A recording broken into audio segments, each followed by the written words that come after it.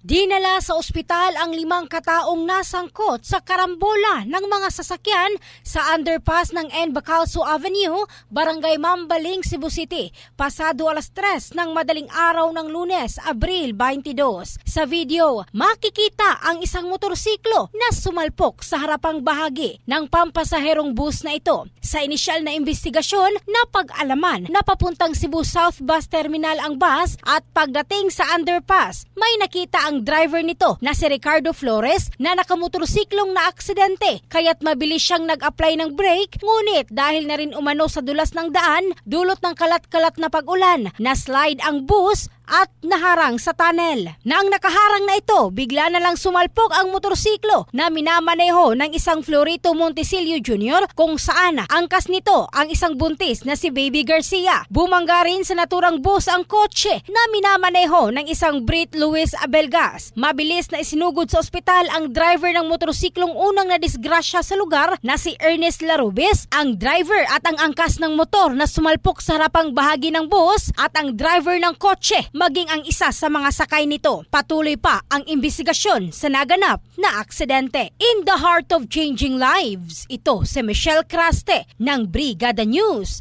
Philippines, the Music and News Authority.